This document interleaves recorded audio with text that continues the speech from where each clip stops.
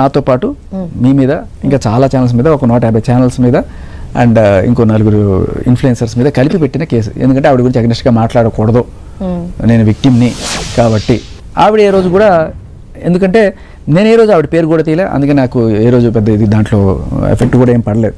పేరైతే రాశారు తప్ప దాంట్లో నాకు తెలుసు ఒక విక్టిమ్గా ఉన్న అమ్మాయి అంటే తనంతటికి తాను రివీల్ చేసుకునేదాకా మనం రివీల్ చేయకూడదు. తనకి తానే రివీల్ చేసుకుంది వచ్చి అనుకోండి. ఇప్పుడు ఏ రోజు హర్ష సాయి కేసులో ఉన్న అమ్మాయి బయటకు వచ్చి అమ్మాయి పేరు కానీ ఆ అమ్మాయి ఫేస్ కానీ ఎక్కడ చూపించాల, పోలీస్ స్టేషన్కి వెళ్ళేటప్పుడు కట్టుకొట్టుకుని పర్లేదు బయటకు వచ్చి ఓపెన్ ఫర్ డిబేట్, నేను ఇది ఎవరు నా మీద ఇది పెట్టారు కానీ నేను మాట్లాడతాను అన్నప్పుడు మాట్లాడతారు. సో అది లావణ్య చేసింది, సృష్టి వర్మ చేశారు, ఇద్దరు అదే పని చేశారు. బయటకు వచ్చి డిబేట్లు ఇవన్నీ ఇప్పుడు ప్రపంచానికి అందరికీ మేము కొత్తగా ఇదిగో ఈవిడేనండి ఆ కేసులో మనం చెప్పాల్సిన అవసరం లేదు. వాళ్ళే చెప్పుకుంటున్నారు వచ్చి డిబేట్లో కూర్చో, అవును నేను ఈ కేసు పెట్టాను, ఇది చేశాను అని చెప్పి. ఈవిడ కూడా అదే మొన్నటిదాకా అందరికీ ఓపెన్ సీక్రెటే, మీకు నాకు తెలుసు కానీ చట్ట ప్రకారం మనం మాట్లాడకూడదు. బట్ ఆవిడే వచ్చి నేను ఫైటర్, నేను రిప్లైలు ఇస్తాను, ఆవిడ చేత సంతకం కూడా పెట్టుకున్నట్టు ఆ ఛానల్ వాళ్ళు. మీరు పోక్సోలో వాటిలో ఉన్నారు కదమ్మా, మీకు రివీల్ చేయడం ఇష్టమేనా, మాకు ప్రాబ్లం ఏం లేదు అని చెప్పి రాసివ్వండి అని చెప్పి ఆ సంతకం పెట్టిన తర్వాత ఆవిడ ఇంటర్వ్యూ తీసుకున్నారు వాళ్ళు. So she her it self opens, అది వేరే విషయం.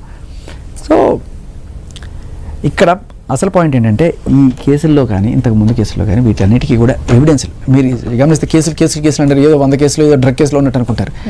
సాక్ష్యాలని బయట పెడుతున్నాను అని మాత్రమే నా మీద కేసు. ఒక రాజతరుణ్ విషయంలో ఆ కేసు ఏం లేదు. బట్ ఎవరు ఈవిడ సృష్టి వర్మ అండ్ లావణ్య కాదు, ఆవిడ పేరు చెప్పకూడదు కదా, సడన్గా రాదు. అది హర్ష సాయి కేసులో బాధితురాలు అని చెప్పుకోవాలి బేసికల్లీ. సో ఆవిడ, సో ఈరోజు నాకు ఇప్పటికి కూడా నన్ను రాదు ఆ పేరు తీయడానికి. ఎందుకు అంటే ఆవిడ ఏ రోజు మీడియా ముందుకు రాలేదు, మాట్లాడలేదు. ఆవిడ ఎవిడెన్స్ చూపించినప్పుడు అంటే వాళ్ళ గోడు చెప్పుకోవడానికి మీడియా ముందుకు వస్తే మీరు ఖచ్చితంగా ఖండనం చేస్తారా? నేను చేయను, అడుగుతాము, ఎవిడెన్స్లు తీస్తారు. ఓకే మీరు అంటే వచ్చి వాళ్ళు అడిగినప్పుడు మనం ఇది ఎందుకమ్మా అని అడగకూడదా? సో అడగడం కూడా తప్పేనా? అదేనా మీరు చెప్పేది? అడగద్దు, నిజాలు అడగకుండా నోరు మూసుకొని ఉండాలి. మరి అటు సైడ్ నిజాలు కూడా బయట పెట్టాలి కదా అంటున్నాం, రెండు బ్యాలెన్స్ చేయాలి కదా. సైడ్ నిజాలు చెప్పడానికి ఆవిడే ఉన్నారు. ఇప్పుడు నా మీద ఉన్నాయనుకోండి, నేనే బయట పెట్టుకుంటాను కదా, ఇదిగో వాళ్ళు వాడు ఎట్లా అని చెప్పి నేను కూర్చోబెట్టి పెడతాను కదా. ఇప్పుడు నేను వచ్చాను అనుకోండి, మీరు నన్ను అడుగుతున్నారు, నా గురించి పాజిటివ్స్ మిమ్మల్ని బయట పెట్టమని నేను అడుగుతానా? నువ్వే వచ్చి కూర్చున్నావు కదా, నువ్వే వచ్చి కూర్చున్నప్పుడు నీ గురించి అన్ని నువ్వే తెచ్చుకుంటావు కదా ఆధారాలు. అప్పుడు అవతల వాళ్ళు అడిగేటప్పుడు మీరేమన్నా మీ మీద అలిగేషన్ ఉంది కదా, మీ మీద ఈ అలిగేషన్ ఉంది, మీరు నన్ను అడుగుతున్నారు. సిమిలర్లీ నేను అడిగాను, మీరు చేసిన పని నేను చేశాను, నా మీద ఎఫ్ఐఆర్ అయింది, మీ మీద కాలేదు.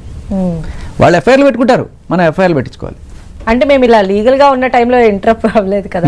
అయితే మీకు తెలుసో లేదో 150 ఛానల్స్ మీద కేసు పెట్టింది ఈ హర్ష సాయి యంత్రాలు. మా మీద కేసు అవ్వలేదు అనుకోండి, మీకు ఒక లీగల్ సెల్ ఉంటుంది, వాళ్ళని వెళ్ళి అడగండి ఎన్ని కేసులు పడుతాయి. వాడు నా మీద ఇది చేశారు, ఈ హెడ్డింగ్ తీయండి, ఆ హెడ్డింగ్ తీయండి, ఈ thumbnail తప్పెట్టారు, పడుతూనే ఉంటాయి మీడియా మీద. దానికి భయపడిపోయి మన నిజాలు బయట దాపెట్టేస్తే వాట్ ఆర్ వీ? డెఫినెట్ గా దాచేదేమి ఉండదు. న్యూస్ ఛానల్స్ అన్ని కూడా ఉన్న న్యూస్ ని ఉన్నట్టుగానే, వాక్ స్వాతంత్ర హక్కు, పత్రికా స్వాతంత్ర హక్కు ఇవన్నీ మనకి గవర్నమెంట్ ఇచ్చిన తర్వాత ఎప్పుడో వచ్చిన ఈ రూల్స్ అన్ని కూడా. అంటే మీరు చెప్పారు మీ దగ్గర కొన్ని ఆడియో క్లిప్పింగ్స్ కూడా ఉన్నాయని, ఒకసారి అవి వినిపిస్తారా అవి మీ ఫోన్ లో? మీరు ఇన్ని మాట్లాడారు కదమ్మా, అయ్యో మీ మైక్ దగ్గర పెట్టుకోండి, నో ప్రాబ్లం, టైం పడుతుంది. సో నేను అయ్యే లోపల మీకు ఒక విషయం చెప్తాను. ఇలా ఒక అన్యాయమైన సెక్షన్స్ చాలా ఉన్నాయి. అతుల్ సుభాష్ చచ్చిపోయాడు మొన్న, తనకి న్యాయం జరగలేదని. అలాగే వరుస పెట్టి మనం చాలానే చూసాం. ఒక ఆవిడ 7 మంది మీద 498A కేసులు పెట్టి దాదాపు 3 కోట్ల దాకా సంపాదించింది. వైజాగ్లో ఇలా చాలానే ఉన్నాయి. సో వీళ్ళందరూ కూడా ఎందుకు అంత ఈజీగా బాధింపబడుతున్నారు? మగాడు కదా, శక్తివంతుడు కదా, ఎందుకు చేయలేకపోతున్నాడు అంటే చట్టాల్లో ఉన్న లొసుగులు యూజ్ చేసి ఇలాంటి వాళ్ళని ఎక్స్ట్రాక్షన్ చేసుకుంటూ డబ్బులు సంపాదించుకుంటారు. ఇది ఒక ఇండస్ట్రీగా తయారైంది. సో మగాడు కూడా మనిషే, వాడు చెప్తే కూడా వినండి అని చెప్పి ఒక వాయిస్గా నేను ముందుకు వచ్చాను.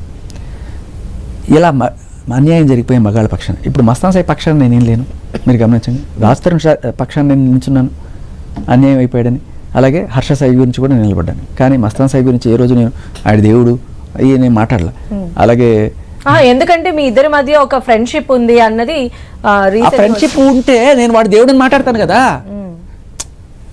మీకు ఫోన్ చేసినా మీరు మాట్లాడతారు, ఎందుకు? ఎవిడెన్స్లు గ్యాదర్ చేయాలి. I don't know you do the investigative part or not. Any investigative journalist they will understand.